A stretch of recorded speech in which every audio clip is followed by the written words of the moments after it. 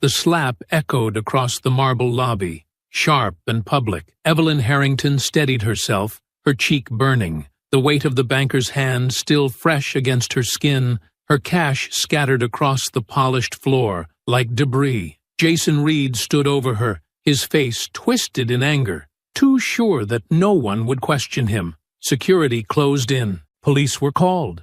No questions were asked. To them, she was just another problem to be removed. But Evelyn Harrington was not a woman they could silence. She was the power behind the bank's greatest fortunes, the hand that fed them without them ever realizing it. And when she moved against them, she would not just destroy careers, she would bring the walls down with her. Before we go any further, comment where in the world you are watching from, and make sure to subscribe, because tomorrow's story is one you don't want to miss.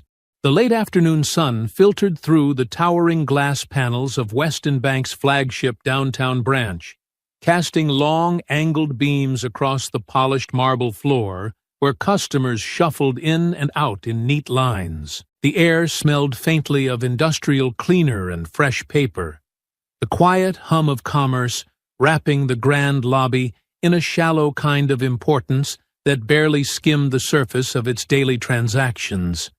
Beneath the gold leaf signage and gleaming countertops, however, there was an undercurrent, a colder, sharper edge that revealed itself not in the design of the space, but in the small ways the staff carried themselves. It lingered in the clipped greetings, the quick glances, the way some customers were ushered forward while others waited just a little longer without ever being told why. Evelyn Harrington felt the weight of it the moment she stepped through the glass doors. Dressed in an understated navy pantsuit, a soft cream blouse buttoned neatly to the collar, she carried herself with the easy confidence of a woman accustomed to moving through boardrooms, courtrooms, and corner offices without fanfare.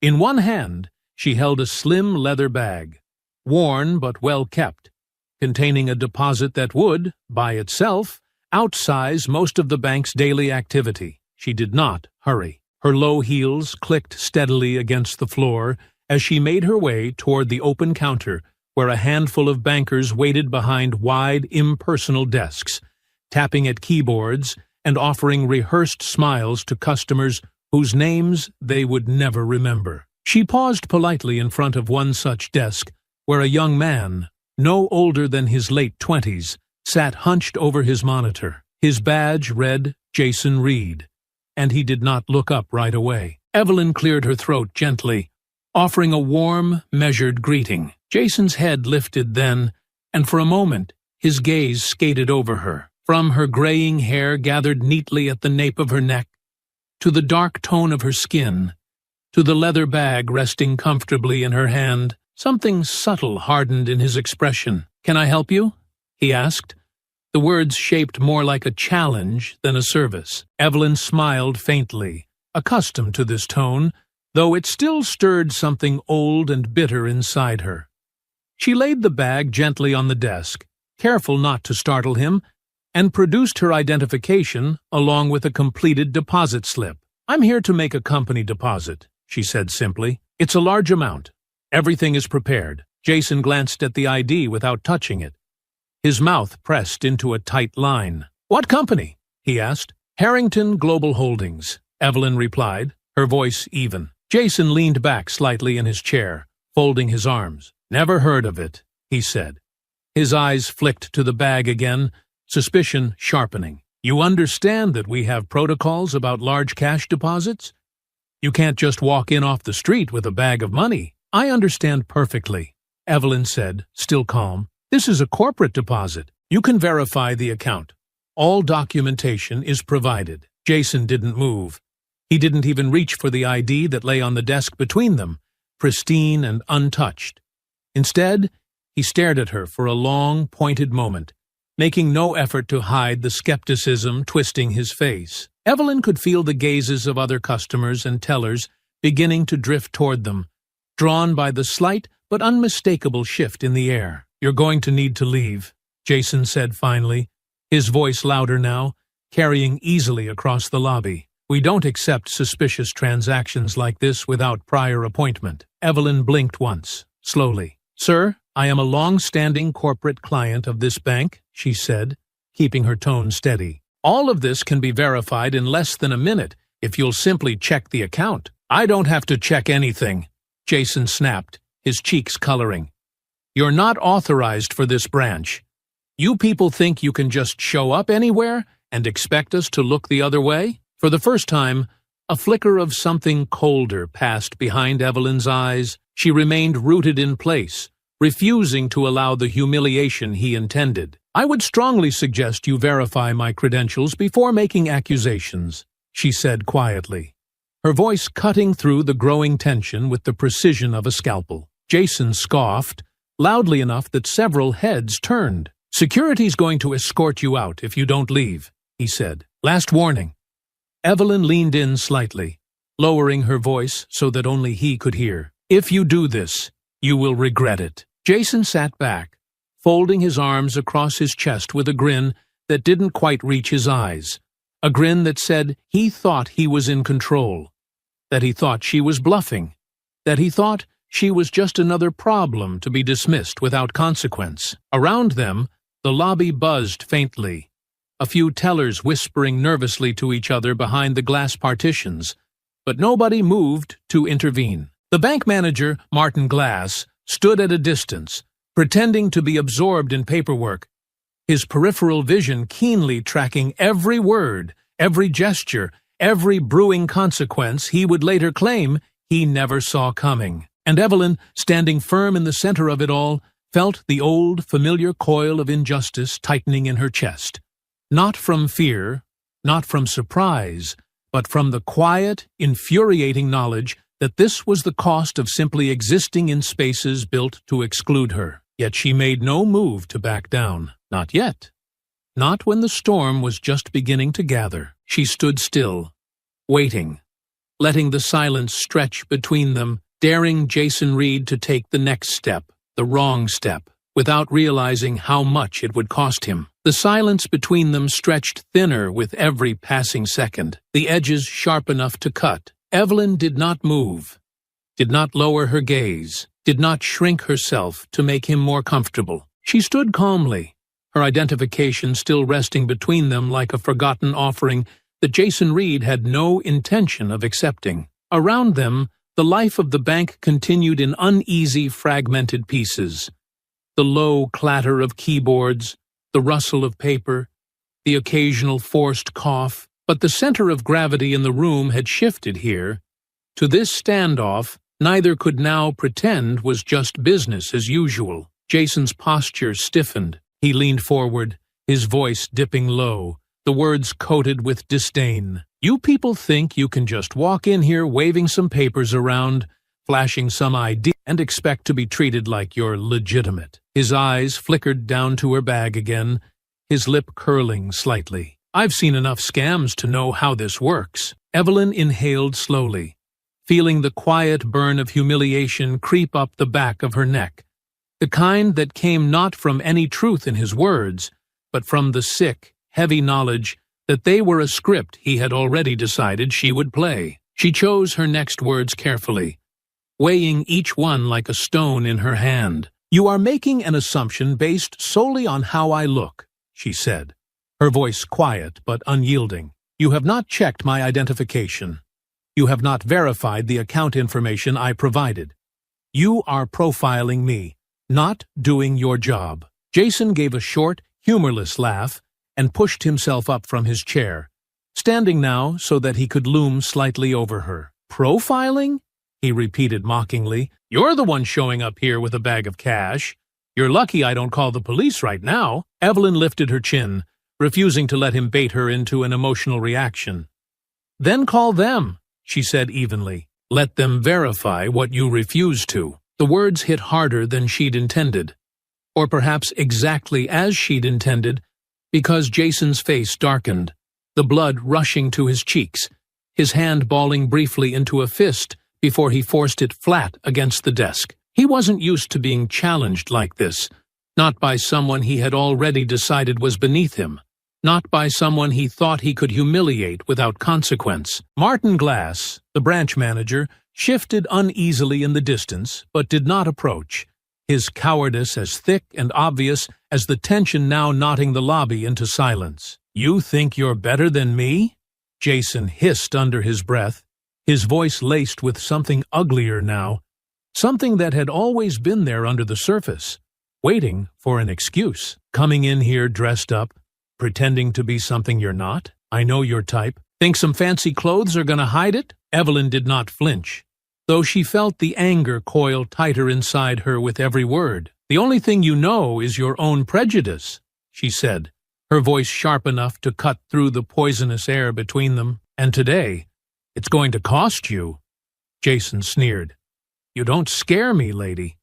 You think anyone's going to believe some loudmouth troublemaker over a bank employee? You're nothing here. Nothing." The bag of cash still sat on the desk between them, an unspoken accusation, but neither of them looked at it now. All the ugliness had boiled to the surface, raw and unfiltered, and Evelyn knew, with a certainty as cold as steel, that nothing she said could unwind it. This wasn't about protocol. It wasn't about security. It was about the story he had already written in his head the moment she had walked through the door. Security guards began drifting closer, summoned not by any real disturbance, but by the heat of Jason's raised voice, by the expectation, so often and so easily fulfilled, that it would be someone like her causing the problem. Evelyn could see it in their eyes already. They were not approaching to ask questions.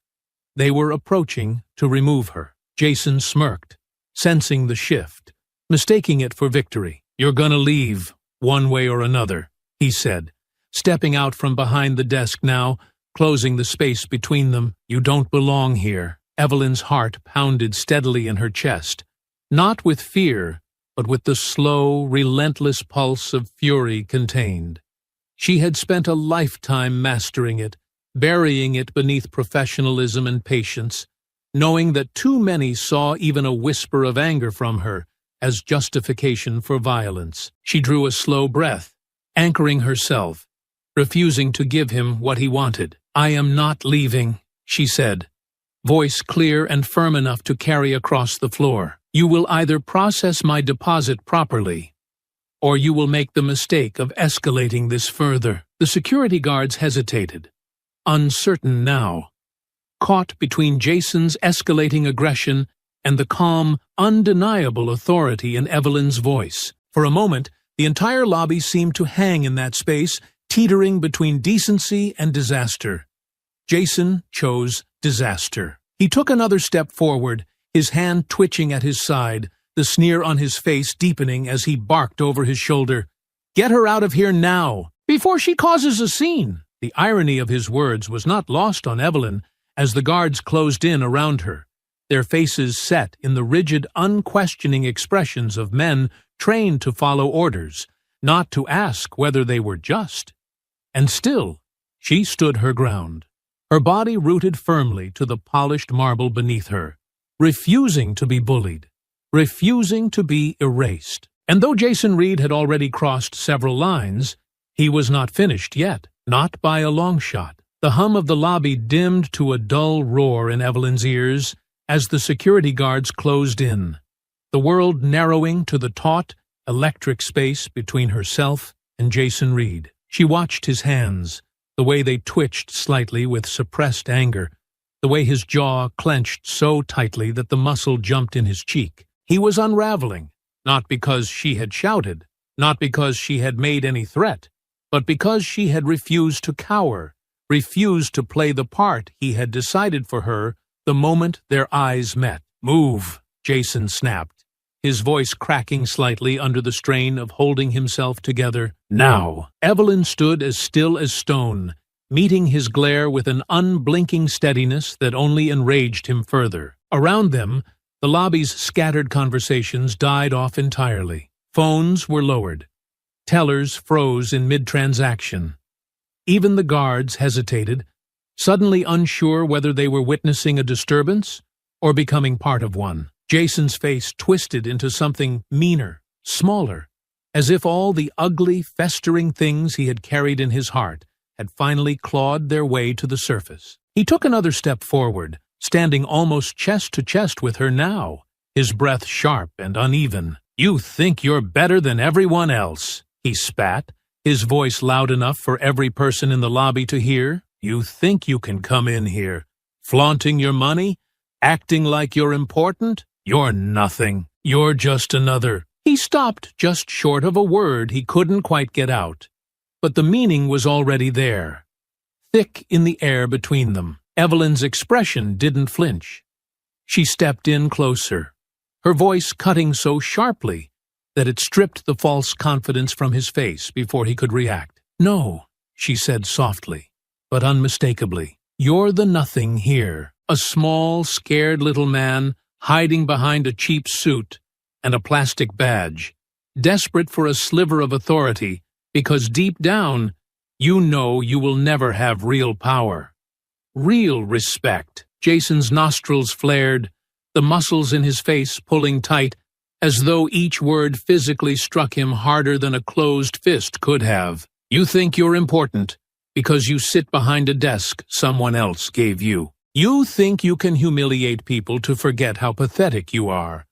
But you are nothing but a coward with a title." Evelyn said, the words precise, deliberate, each one landing with a sharp, audible weight. "And no matter how loud you scream, no matter how many people you bully, you will still wake up every morning knowing you're small. You'll still go home every night and stare at yourself in the mirror and see exactly what you are." The color drained from Jason's face, only to come rushing back in a violent flood of red that crawled up his neck and burned in his ears. Around them, the silence thickened to the point of suffocation. The guards hovered uncertainly at the edges, instinctively recognizing that something had shifted, but too dull to understand it fully. Jason Reed, whose world had always tilted toward his favor, who had always counted on people folding, on people lowering their heads to make his seem higher, finally, truly snapped. Without thinking, without hesitation, he raised his hand and struck Evelyn full across the face. The sound cracked through the lobby like a gunshot, startling even the guards who had been poised to grab her. Evelyn's head jerked sharply to the side under the force of it, her body swaying but not falling, her balance rooted in something far deeper than physical strength. A sharp, searing pain bloomed across her cheek, but she did not lift her hand to it, did not stumble back or cry out. She straightened slowly, deliberately, and turned her gaze back to him with a calm, cutting clarity that stripped the last shreds of self-justification from his face. Gasps rippled through the lobby, sharp, quick, involuntary. Some customers recoiled. Others simply stood frozen in place, unable to look away. No one moved. No one helped. They only watched, bearing silent witness to a humiliation so raw and so public that even Jason seemed momentarily stunned by what he had done. But the momentary hesitation passed quickly. Jason, breathing hard, realized the thin line he had crossed and did what men like him always did: doubled down. "Get her out of here," he barked, his voice cracking at the edges, but trying desperately to cling to authority. "Now! She assaulted me! She caused a scene!" The guards, jolted into action by his scream rather than by the truth, lunged forward. They seized Evelyn roughly by the arms, twisting them behind her back with enough force to draw a sharp, involuntary wince from her lips, though she swallowed the sound before it could betray her dignity. She said nothing. She gave them nothing. Her leather bag slipped from her hand, hitting the polished marble with a dull thud as the clasp broke open, and cash spilled across the floor like an accusation neither of them could deny. Bills fluttered and scattered, spinning in lazy circles under the lobby's ceiling fans. The bright, unmistakable proof of her legitimacy now twisted into the visual of a criminal's loot. Jason pointed at the scattered money, shouting over the rising buzz of whispers and clicking phone cameras, "Proof she's dirty! Look at this! She's trying to scam the bank!" The security guards, seeing only what they wanted to see, tightened their grip, and began hauling Evelyn toward the entrance, dragging her through the silent, horrified crowd. Evelyn did not struggle. Her feet moved of their own accord, each step heavy, measured, the fire in her cheek matched only by the steel settling deeper into her spine. Outside, the flashing blue lights of a police cruiser painted the sidewalk in cold, stuttering bursts of color. Two officers, already called by Jason's earlier lies, stepped out and surveyed the scene with lazy, disinterested eyes that spoke volumes about what they thought they were walking into. Jason rushed ahead to meet them, still vibrating with the giddy, desperate energy of a man who believed he had secured victory through violence. "She caused a disturbance," he shouted. "She threatened me, assaulted me. We had to restrain her." The officers did not ask for evidence. They did not ask for identification. They did not look at the cash on the ground, or the surveillance cameras blinking silently in the corners of the lobby, or the trembling mouths of the witnesses who said nothing. They moved straight toward Evelyn, their hands already reaching for their cuffs, their minds already closed. Without a word, they seized her, twisting her sore arms further behind her back, locking cold steel around her wrists with a brutal efficiency that said they had done this many times before, and never to anyone they truly saw. They shoved her into the back of the cruiser with as little ceremony as one might use on a broken chair, left for the trash. No rights read, no questions asked, no hesitation, just the practiced, mechanical cruelty of a system built to silence before it listens. Inside the cruiser, the door slammed, sealing Evelyn into a box of stale air and thicker injustice. She leaned her head back against the seat, feeling the raw heat of the slap still pulsing in her cheek, but she let none of it touch her face. Her expression remained as smooth and unbroken as polished stone. She closed her eyes for a moment, steadying her breath, knowing that this moment of humiliation, of silence, of invisible suffering, would not be the end. It would be the beginning. And when she moved, when she answered this outrage, the ground beneath every man who had touched her today would crack wide open. The cell smelled of cold concrete and disinfectant, a sterile, hollow scent that clung to the air and soaked into the skin. The bench along the back wall was little more than a slab of rough metal bolted to the stone, and when Evelyn sat down, the chill of it seeped through the fabric of her slacks and into her bones. She didn't shift or fidget. She placed her hands neatly in her lap. The raw discomfort of the handcuffs a background noise she pushed into the far corners of her mind. The fluorescent light overhead buzzed faintly, flickering every few seconds, casting harsh shadows across the floor in a pattern that stretched and snapped like an elastic band pulled too tight. Hours passed in the kind of slow, grinding way that made it impossible to tell whether it was morning or night beyond the narrow, grimy window high on the wall. Officers came and went, some pausing at the barred door to glance at her with curiosity or disdain, before moving on without a word. No one offered her water. No one asked her name. She remained invisible in the most visible way possible, a fixture in their system, expected to sit and rot quietly until someone remembered why she was there. Evelyn leaned her head back against the cold wall and closed her eyes, letting the ache in her wrists and the sting in her cheek settle into the background. She had learned long ago that there were battles you fought with words, battles you fought with force, and battles you fought by simply surviving long enough to choose the ground on which the real war would be waged.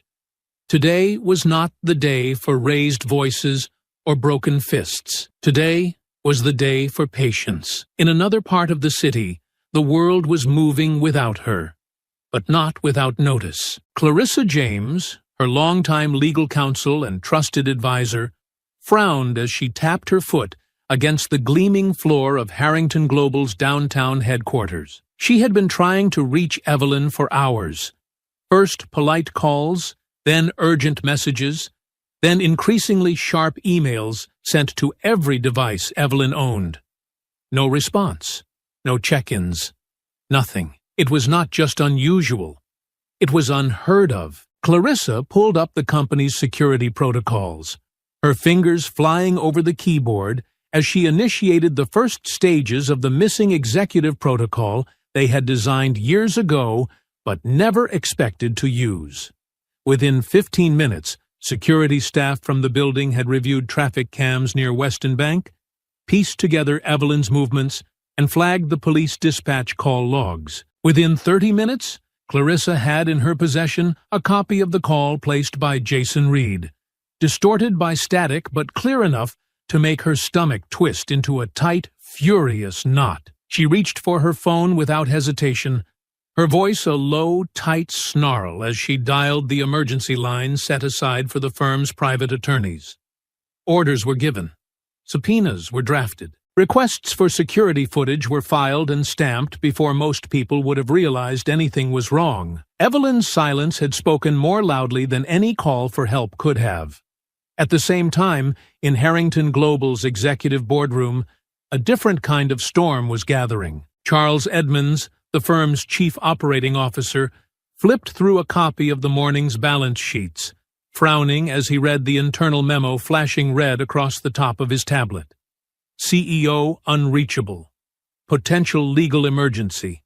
Initiate asset review. The financial division moved like a machine built for war, contacting the bank's corporate relations team with cool, clipped professionalism. Questions were asked in formal tones, each one precise and documented. Answers were either fumbling or suspiciously absent, prompting the first quiet preparations for a withdrawal that would leave the bank gasping for air. It was not a decision made out of anger.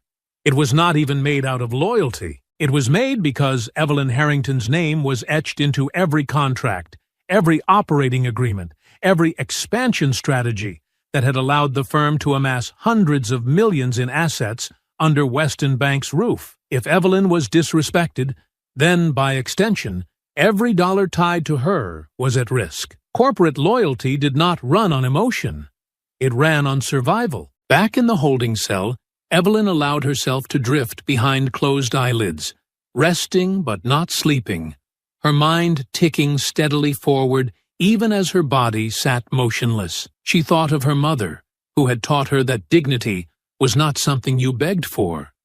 It was something you carried, even when no one else could see it. She thought of every deal she had closed, every boardroom she had conquered, every time she had stood in a room full of men who expected her to fail and left them counting losses they hadn't even seen coming. The metallic clatter of keys against the bars drew her attention, but she did not move immediately. She opened her eyes slowly, calmly, and watched as a deputy approached, fumbling with the lock, his mouth set in a tight line, as if already preparing excuses he would later tell himself to feel better about what was happening. "You're being processed for release," he muttered, not meeting her eyes. No apology, no explanation, no acknowledgement of the mistake. Evelyn rose without a word, every movement deliberate and steady, as if daring the walls themselves to remember the shape of her dignity. She stepped out of the cell and into the fluorescent-lit corridor, her wrists raw and burning as the cuffs were finally removed. She did not thank the deputy. She did not glance back. She simply walked, each step measured, her silence an indictment heavier than any accusation they could have thrown at her. Outside the station, the air was thick and warm, buzzing faintly with the sounds of the city moving on, without any awareness of the injustice carried quietly through its streets. Evelyn stood still for a moment, her bag gone, her documents misplaced, her body bruised and aching, but her mind was a blade honed sharper than ever. She knew what would come next, and it would be theirs to answer for, every last one of them. The late afternoon sun washed harsh and golden across the city as Evelyn stepped back onto Weston Bank's marble floor, this time with Clarissa James flanking her like a silent blade at her side. Her face was calm, composed, the faint swelling on her cheek now a dark bruising mark that stood out starkly against her skin. She wore no armor except her presence,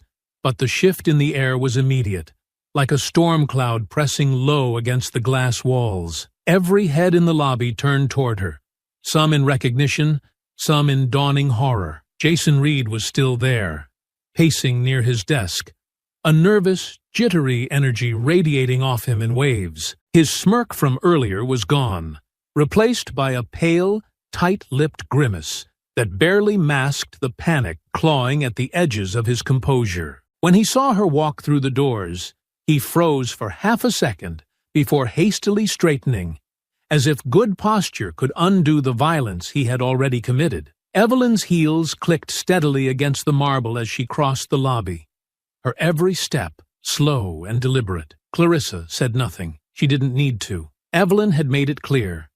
This would not be handled by lawyers from a distance. She would confront them herself first, standing on the same ground where they had tried to humiliate her. Jason opened his mouth to speak, perhaps to bluster, to threaten, but Evelyn cut him off with a glance sharp enough to stop him cold. She stopped a few feet from his desk, standing so that the entire room could see, the entire room could hear. "You," she said, her voice clear and low, slicing through the brittle silence like a blade. "You assaulted me.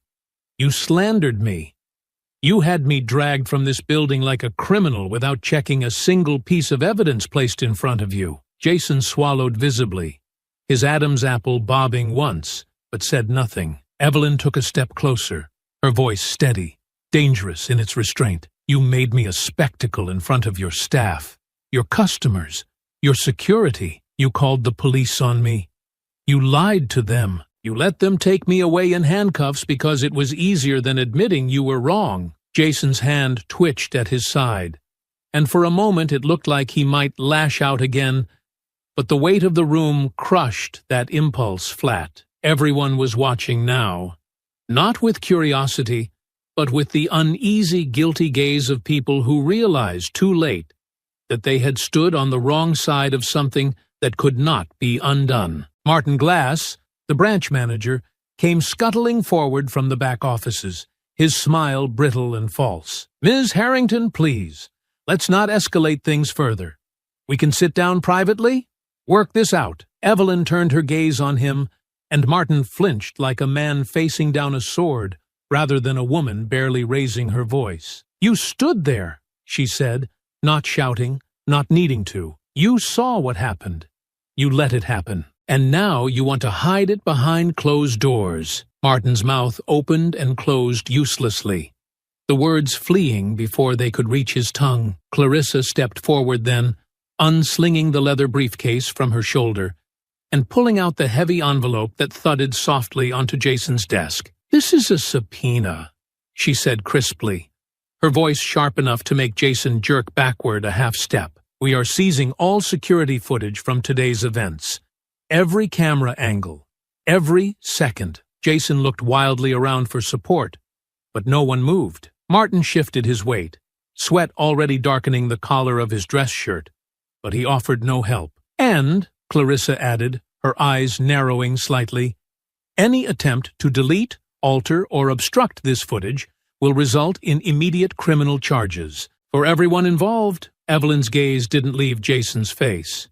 She studied him, calm and unblinking, letting the silence stretch until his hands fidgeted uselessly at his sides. "You're going to be famous," Evelyn said softly, her words slipping under his skin like a needle. "Not for your career, not for your talent, but for the day you thought your bias, your ignorance, your cowardice would go unnoticed." Jason's jaw clenched so tightly she thought she could hear his teeth grind. Martin stepped in again, holding out his hands in a pitiful attempt at smoothing things over. "Ms. Harrington, please." "I don't want your apology," Evelyn interrupted, her voice firm, final. "I don't need your explanations. I have everything I need." The senior clerk, pale and sweating, stumbled forward with a sealed evidence bag containing the drive with the requested footage. Clarissa accepted it wordlessly and slipped it into her briefcase with the same precision one might use sealing a coffin. Evelyn stepped back, letting her gaze sweep across the lobby one final time. The tellers who had looked away, the customers who had stood frozen, the guards who had obeyed without question. They would all remember her now, not as the woman they thought they could erase, but as the woman who refused to let them forget. As she turned toward the door, a voice called out from the far side of the room, a whisper at first, then louder. "Is it true?" one of the younger tellers asked hesitantly. "Are you really?" Evelyn paused, turning slightly. "Yes," she said simply. "I am Evelyn Harrington. I am the CEO of Harrington Global Holdings. And before this day is over, every account we hold with this bank will be closed. Every dollar withdrawn. Every contract terminated." The lobby sucked in a collective breath as the reality of it hit like a hammer to glass. "And," she added, her voice dropping lower, steady as a guillotine descending, "we are not the only ones who will leave." Jason stood frozen, his world collapsing around him, and Martin looked like a man seconds from begging. Evelyn didn't give them the chance. She walked out of the lobby, Clarissa matching her step for step, the air behind them crackling with the knowledge that the reckoning had already begun. Outside, the flashing lights of a waiting media van caught the sunset, cameras already pointing at the bank entrance. Clarissa's phone buzzed twice, reporters confirming receipt of the footage. Lawsuits already drafted, press conferences scheduled. The world was already watching, and it would not look away. The next morning dawned heavy and gray, the sky sagging low over the city, as if even the weather sensed the weight of what was coming. Cameras crowded outside the glass steps of Harrington Global's headquarters, their lenses pointed expectantly at the podium set up in the courtyard. News vans lined the street like vultures waiting for a fresh carcass, their satellite dishes angled skyward, transmitting every second back to homes, offices, and newsrooms across the country. The rumor mill had worked fast overnight, faster than even Clarissa had anticipated, fueled by early leaks of the security footage and whispers from police insiders too nervous to keep silent. By 9 o'clock sharp, Evelyn stepped out of the revolving doors, her stride calm, her posture straight, her bruised cheek left uncovered for the world to see. She wore a simple black suit, no jewelry, no makeup except a thin gloss on her lips, nothing flashy or performative. Just the unshakable dignity of a woman who had nothing to hide and everything to reveal. Clarissa and several senior attorneys flanked her at a respectful distance, carrying thick folders tucked neatly under their arms, folders containing lawsuits, evidence packets, copies of subpoenas already filed with the courts. They were not here to posture. They were here to deliver judgment. Evelyn reached the podium without rushing, letting the murmured buzz of reporters die into a heavy silence that stretched across the courtyard. Microphones clustered at the edge of the stand, their red lights blinking steadily. No one spoke. No one dared. She placed both hands lightly on either side of the podium, leaned in slightly, and spoke, not loudly, but with a clarity that cut through the cold morning air like a blade. "My name is Evelyn Harrington," she began, her voice smooth, steady, unhurried. "I am the CEO and majority owner of Harrington Global Holdings." She let the words settle before continuing. "Yesterday, I entered Weston Bank's downtown branch to make a routine corporate deposit on behalf of my company. I provided full identification. I provided all necessary documentation. I was not disruptive. I was not aggressive.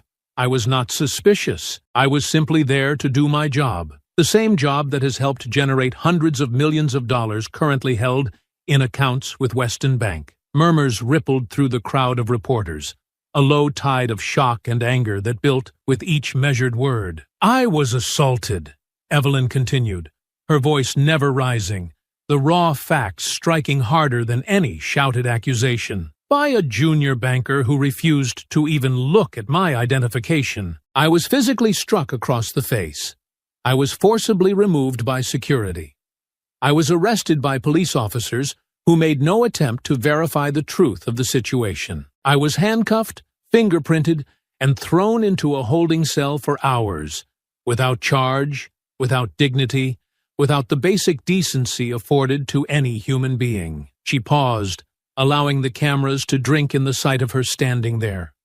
Not broken, not bowed, but radiating a strength so profound that even the winter air seemed to shudder around her. "This was not a mistake," she said, her tone sharpening just slightly. "This was the result of systemic bias, of lazy assumptions, of racism dressed up as protocol." Reporters scribbled furiously.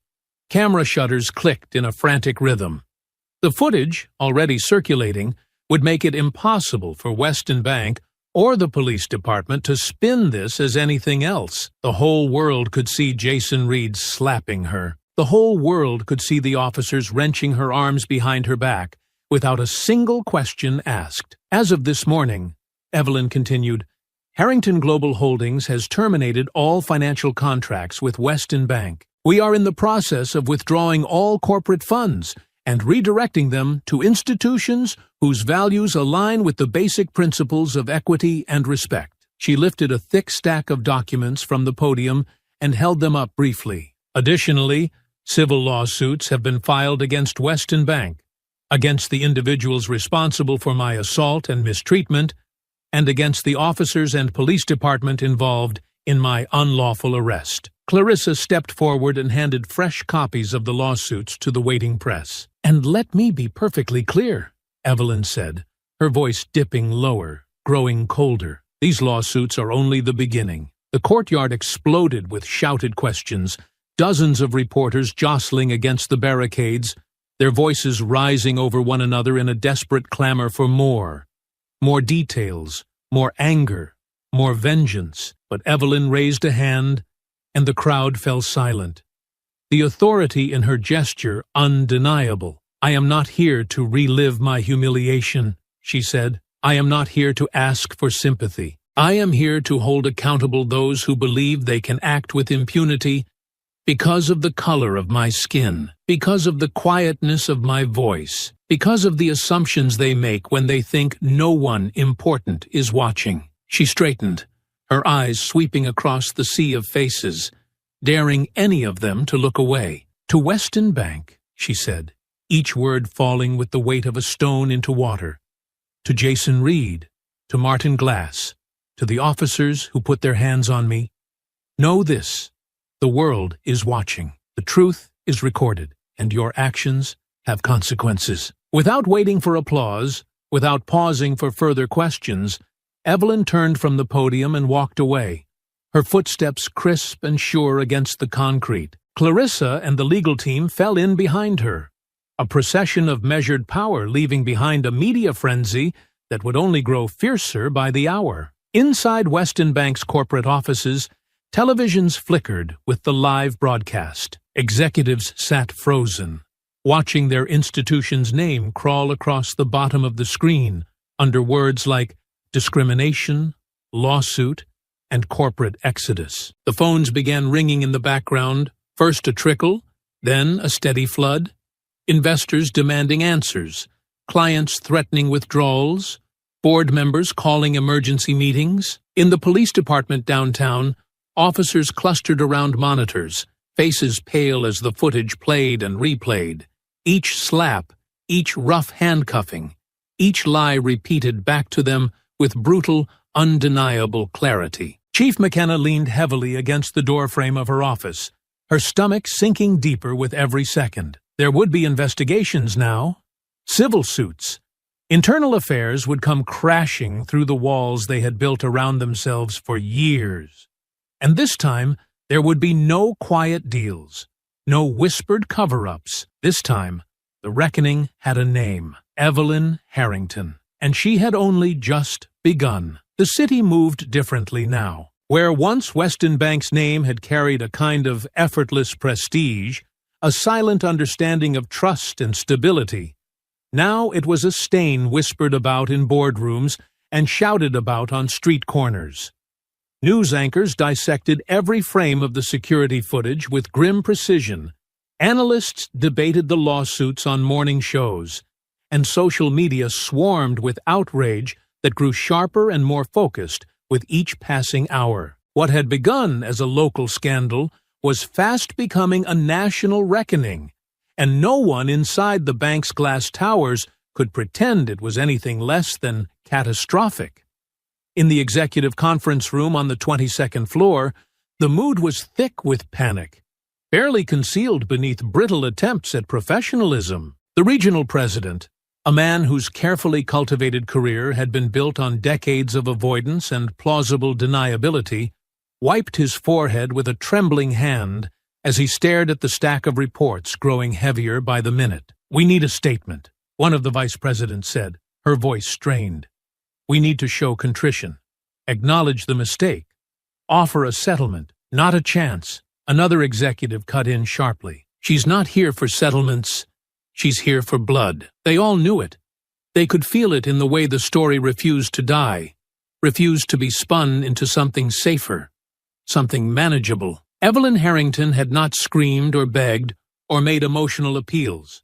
She had presented facts, evidence, a bruised face, and an unbroken will that spoke louder than any apology ever could. The door opened sharply, and Martin Glass stepped inside, his face pale and drawn. He clutched a resignation letter in one hand, his briefcase in the other, the posture of a man who knew when the tide was too strong to swim against. "I'll spare you the formalities," he said quietly, dropping the letter onto the conference table with a soft slap. "I'm finished." No one tried to stop him. No one even spoke. They only watched as he turned and walked out of the room, his career already collapsing behind him like a building with its foundations ripped away. Downstairs, the atmosphere was no better. Jason Reed sat alone in the cramped Human Resources office. His face, blank as the department head, read through the termination paperwork in a flat, tired voice. There was no negotiation, no appeal, no ceremony, just a few clipped sentences confirming what everyone already knew, that he was fired, effective immediately, banned from setting foot in any Weston Bank property again. When it was over, he signed the papers with a hand that shook badly enough to smear the ink, then pushed back from the table and stumbled out into the lobby, the same lobby where he had struck Evelyn Harrington across the face, the same lobby where he had believed, with stupid certainty, that he could act without consequence. Now the stares that followed him were different. Not admiration, not camaraderie.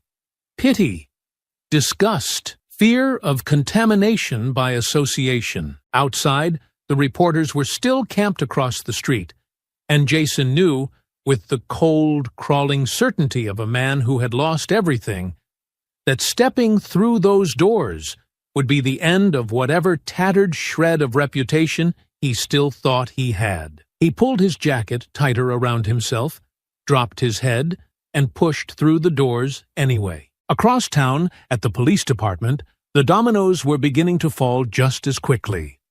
Chief McKenna stood at the front of the briefing room, facing a sea of stone-faced officers who now understood, with painful clarity, that no shield, no badge, no thin blue line was going to protect them from the tide bearing down. "The officers involved in the Weston Bank arrest have been placed on immediate administrative leave," she said, her voice brittle from too many sleepless nights and phone calls from angry officials demanding answers she could no longer provide. "Internal Affairs is conducting a full investigation.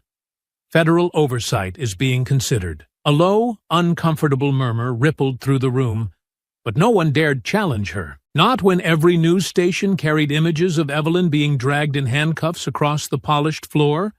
Not when every community leader from the mayor to church pastors to civil rights advocates were calling for heads to roll. Outside the department's heavy glass doors, protesters had already begun to gather, their chants growing louder by the hour. Signs with Evelyn's face painted across them in bold strokes waved above the crowd. Words like "Justice for Evelyn" and "Systemic Change" now filled the air, their rhythm steady, unrelenting. Inside Harrington Global, the atmosphere was entirely different. Calm, methodical, triumphant, but without gloating. Clarissa moved through the legal division with quiet efficiency, overseeing a team of attorneys who prepared the next wave of actions, individual civil suits against the officers, petitions for public inquiries into Weston Bank's hiring practices, letters drafted to the Department of Justice requesting formal intervention into local police misconduct. Evelyn sat at the head of the conference table, a tablet in front of her displaying the live news feed. She said little. She needed to say little. The world was moving exactly as she had intended, each piece falling into place, with the inevitability of gravity. When a junior associate entered the room carrying a printout of Weston Bank's stock price, she accepted it silently, scanning the numbers. It had fallen 6% in 24 hours. Analysts were predicting a free fall if client withdrawals continued at their current rate. Board members were already leaking dissatisfaction to the press, framing themselves as shocked by the isolated incident, trying desperately to salvage their own futures. The city's skyline loomed gray and heavy against the horizon as Evelyn sat in the private conference room on the top floor of Weston Bank's headquarters, the glass walls offering a sweeping view of the streets far below, where protesters still marched, their signs bobbing steadily with each chant. She sat alone at the long, polished table for several minutes, her hands folded neatly in front of her, unhurried, unmoved by the tension crackling just beyond the heavy oak doors.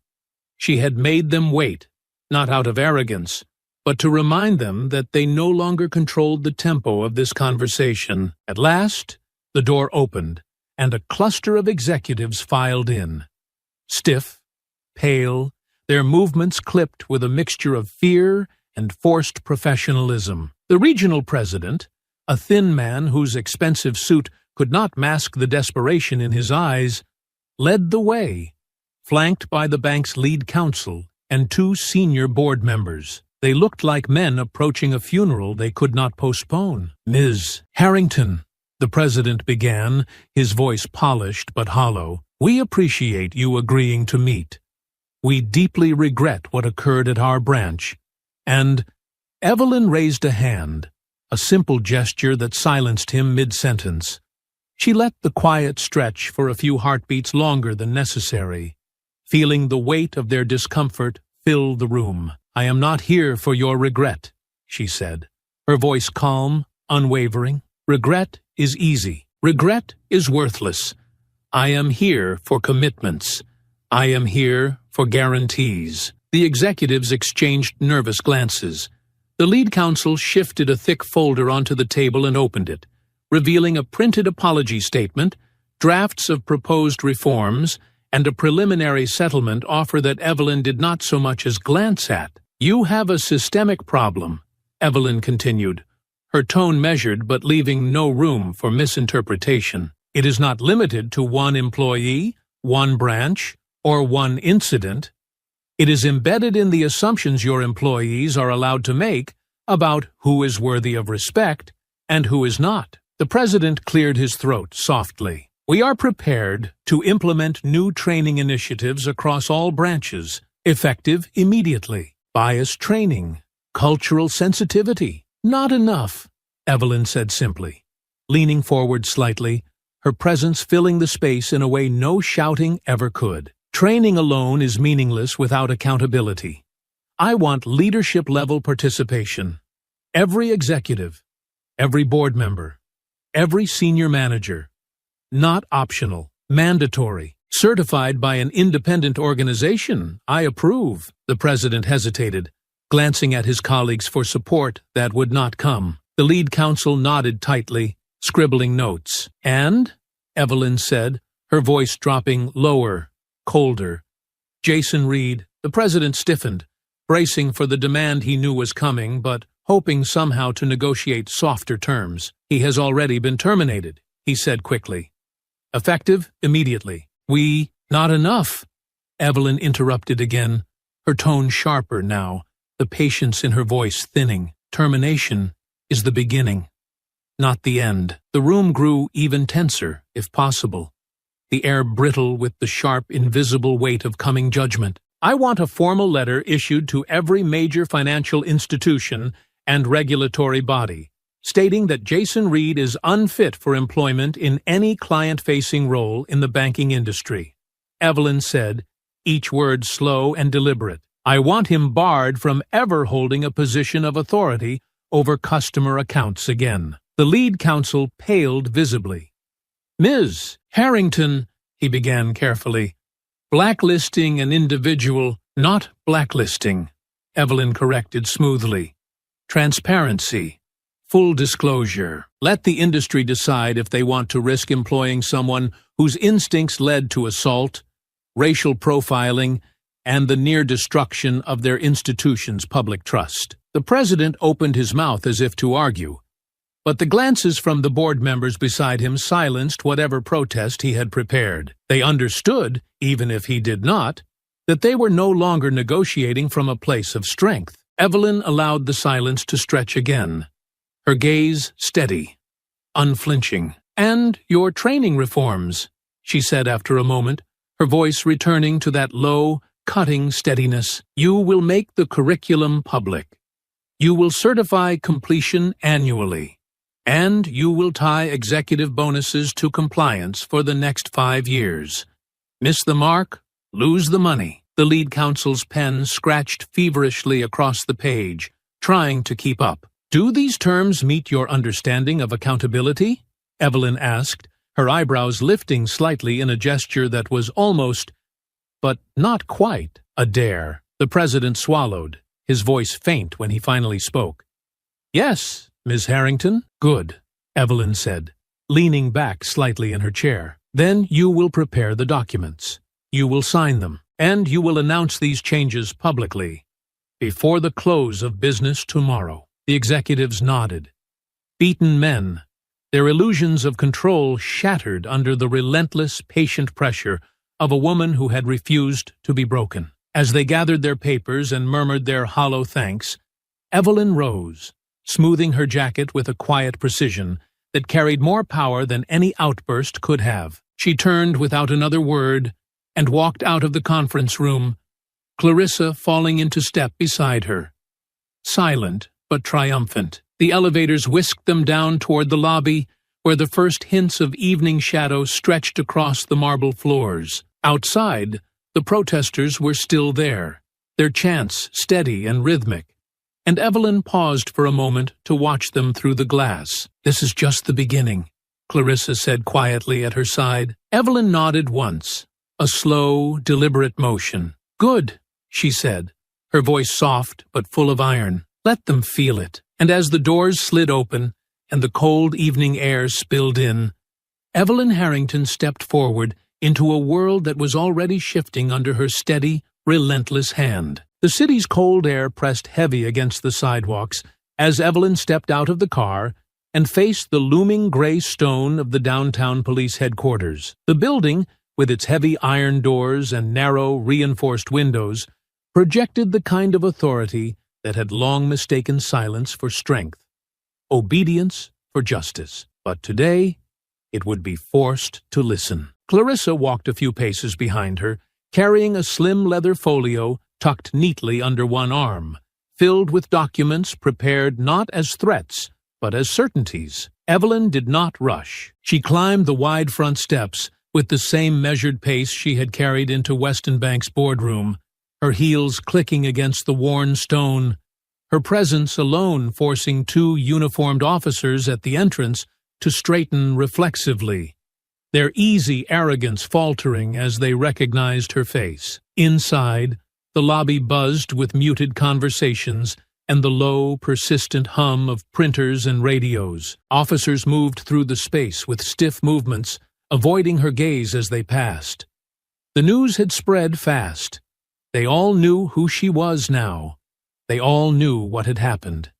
And they knew that this time there would be no shielding behind badges and procedure. The receptionist, a young woman with nervous eyes, swallowed hard when Evelyn approached and managed a tight, mechanical greeting. "I'm here for Chief McKenna," Evelyn said calmly, her voice slicing cleanly through the buzzing tension in the air. "She is expecting me." The woman nodded quickly and picked up the phone, her fingers trembling slightly as she dialed. A brief, whispered conversation later, Evelyn was escorted through a side door and down a long corridor that smelled faintly of stale coffee and old paper. Chief Laura McKenna waited behind a heavy oak desk in her office, the blinds drawn tightly shut against the windows, her posture rigid in her high-backed chair. She rose when Evelyn entered, extending a hand that Evelyn ignored without hesitation, moving instead to the seat across from the desk, lowering herself into it with the quiet control of someone who knew exactly how much ground she already owned. Clarissa sat beside her, pulling the folio open without fanfare and setting a crisp packet of documents on the edge of the desk between them. Chief McKenna hesitated, then lowered herself back into her chair, her face carefully composed, but unable to hide the strain around her eyes. She cleared her throat once, a dry, brittle sound, and tried to speak with authority that no longer had weight. "Ms. Harrington," she began, her voice low and formal, "I want to extend my deepest apologies for the—" "No," Evelyn said, not harshly, not loudly, but with a finality that left no room for misunderstanding. "I am not here for apologies. I am here for accountability." The words landed hard. McKenna's mouth pressed into a tight, colorless line. "You dispatched officers who made no effort to assess the situation," Evelyn said, her voice even, deliberate. "You authorized arrests based solely on the accusations of a bank employee who had not verified a single piece of identification, had not verified a single fact. Your officers did not ask questions. They did not request evidence. They handcuffed me, humiliated me, and dragged me through a public space like a criminal." McKenna shifted uncomfortably in her seat, but Evelyn pressed on, her gaze steady and unrelenting. "They did not verify my name. They did not verify my ownership of the accounts in question. They did not so much as glance at the surveillance cameras installed every 10 feet inside the building they were summoned to." Evelyn continued, each fact delivered cleanly, methodically, the indictment stacking higher with every word. "They simply acted, because the accusation came from someone who looked like they belonged, and I, in their eyes, did not." The chief's hands, clasped tightly together on the desk, trembled almost imperceptibly. She opened her mouth again, but Evelyn lifted a hand, the smallest of gestures that nonetheless silenced the room completely. "I want the officers responsible for my arrest formally disciplined," Evelyn said, her tone sharpened now, carrying the unmistakable gravity of a woman who had not come to negotiate, but to enforce. "Publicly, transparently. I want their names released. I want the disciplinary actions entered into their permanent records." McKenna inhaled through her nose, the tension in her posture pulling tighter, but she nodded, a short, shallow motion that betrayed how little choice she had left. "You will also issue a formal statement," Evelyn continued. "Not an apology wrapped in excuses. A statement accepting full responsibility for the unlawful arrest. A statement acknowledging the role that racial bias played in the officer's actions." Across the desk, the chief's knuckles whitened, her pride bleeding out onto the wood grain as she nodded again, slower this time, defeated. "And," Clarissa added smoothly, sliding another document across the desk, "you will implement mandatory bias and de-escalation training for every sworn officer, with annual certifications monitored by an independent review board. Ms. Harrington will approve the organization providing the training." McKenna picked up the document with stiff fingers, skimming the terms she had no realistic hope of refusing. Evelyn watched her, feeling no triumph, no pleasure. This was not about personal satisfaction. This was about creating a consequence strong enough that no officer could ever again pretend ignorance was a shield. No chief could ever again claim surprise when the system they built failed the people it was sworn to protect. "You built a culture where assumptions were treated as facts," Evelyn said quietly, her voice low enough that McKenna had to strain to catch every word. "Where race dictated guilt and appearances dictated truth. That culture ends today, or it will end with you." The room hung in silence for a long moment, the only sound the faint hum of the overhead lights. Finally, McKenna set the documents back on the desk with shaking hands and looked at Evelyn properly for the first time since she entered. "We will comply," she said, her voice ragged but firm. "You have my word." Evelyn said nothing in return. She did not need her word.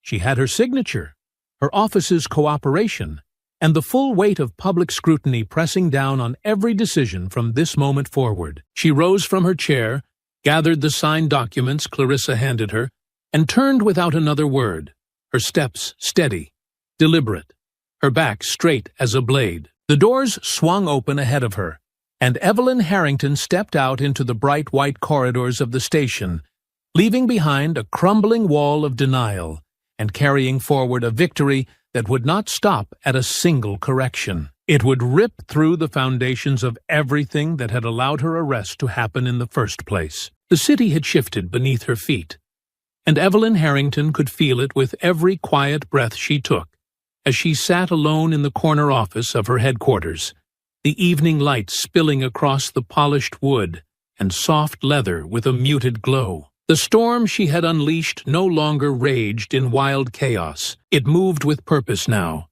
cutting paths through institutions that had once thought themselves untouchable, reshaping a landscape that had been designed for silence, for dismissal, for quiet suffering behind closed doors. She leaned back in her chair, her hands resting lightly on the armrests. Her gaze turned out toward the skyline, where the first few windows of office towers had already begun to blink dark as night approached. In the past week, Weston Bank had seen a mass exodus of corporate clients, each one issuing carefully worded statements about reviewing relationships and reaffirming commitments to equity, their real motives as transparent as the glass walls they worked behind. Investor calls had been leaked to the press, furious voices demanding leadership changes, deeper audits, public house cleanings. The stock price continued its slow descent, a visible, measurable consequence of arrogance and rot exposed too late to hide. Jason Reed's name had been circulated in formal industry notices, as she had demanded. His termination letter, including the details of his misconduct, was attached to every internal job posting and background verification system used by banks across the country. No major institution would touch him now. No polite euphemisms, no whispered favors would erase the public record Evelyn had carved into stone. Martin Glass's resignation, once a desperate attempt to outrun responsibility, had collapsed into public disgrace when reporters dug into his record, unearthing a long history of quietly settled complaints and overlooked misconduct. His reputation was in tatters, his future in finance reduced to ash. The police department had fared no better. The two officers who arrested her without question had been formally suspended pending investigation, their names dragged into every nightly broadcast, their photos plastered across screens with the sharp, merciless precision of justice too long delayed. Internal Affairs had launched a wider probe into past complaints, uncovering patterns that had been hidden under bureaucratic dust for years. Chief McKenna, though still clinging to her position for now, faced mounting pressure from city leaders who no longer saw her as a shield, but as a liability waiting to explode under scrutiny. Evelyn's reforms were not just promises spoken into microphones. They were being written into contracts, etched into operational policies, tied to salaries and advancement in ways that could not be undone without consequences sharper than any fine or public apology. It was slow work, grinding and methodical, but it was real. And for the first time in a long while, Evelyn allowed herself to believe it might not just be survival this time. It might be change. She turned from the window and reached for the thick file sitting neatly on the corner of her desk. Inside were the next steps.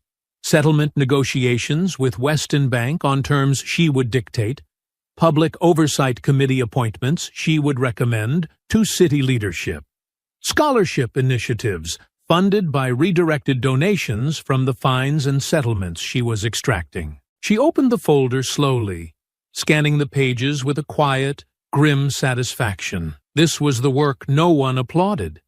The slow stitching closed of wounds left open for generations, but it was the work that mattered most. Her phone buzzed once against the desk, a message from Clarissa flashing across the screen.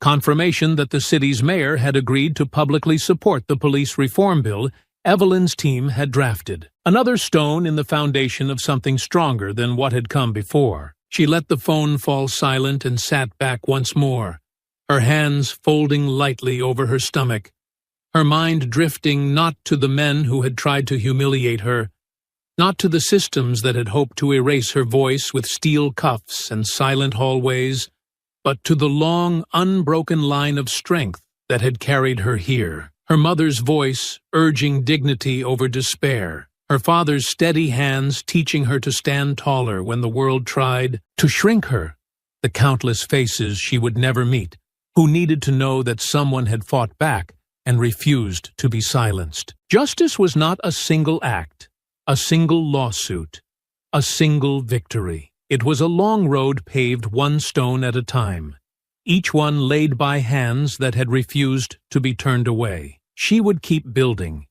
She would keep fighting. And no one would ever mistake her silence for surrender again. The late afternoon sun dipped low over the city, painting the skyline in strokes of amber and soft gold, the light catching on the smooth glass towers that had, for so long, symbolized untouchable power. Evelyn sat on the quiet terrace outside her office, a heavy knit shawl draped over her shoulders, a cup of coffee cooling slowly in her hands. The air was crisp, but not unfriendly, the kind of air that carried a promise rather than a threat. Clarissa sat opposite her, legs crossed, a tablet balanced on her lap, though she wasn't looking at it now. They had spent the morning reviewing final settlements, drafting public announcements, coordinating the last waves of withdrawals from Weston Bank's corporate accounts. The work was nearly done. The damage had been dealt. And though the wounds to the institutions were still fresh, Evelyn knew they would leave scars deep enough to change the way they moved forever. But it wasn't just about broken careers and shaken stock prices. It had never been. Clarissa broke the quiet first, her voice low and thoughtful. "You could have taken the settlements quietly," she said. "You could have walked away after the lawsuits hit. Nobody would have blamed you." Evelyn smiled faintly, a tired, knowing smile. She set the coffee cup down on the small table between them and laced her fingers together, staring out over the rooftops, where the last of the protest signs still waved like stubborn reminders against the evening wind. "I wasn't interested in quiet," she said simply. "Quiet is what got us here." Clarissa nodded slowly, saying nothing, letting the weight of the words stretch between them. Evelyn leaned back in her chair, feeling the stiffness in her joints, the kind of ache that came not from defeat, but from carrying a load long enough to leave a mark. She looked down at her hands, the fine network of lines tracing the years spent building, fighting, enduring, and she thought of how easy it would have been to disappear behind a settlement check and let the machine continue grinding forward, unchallenged, unchanged. "I wanted them to say it out loud," Evelyn continued, her voice softer now. "Not just to me, to everyone. I wanted them to look at the cameras and the reporters and the shareholders and admit that they didn't see me, that they didn't think someone like me could walk into their bank with a right to be there. I wanted them to say it, so there would be no more pretending." Clarissa tapped the tablet absently, scrolling through the headlines she already knew by heart. Stories of resignations, investigations, reforms pushed through under the weight of public pressure.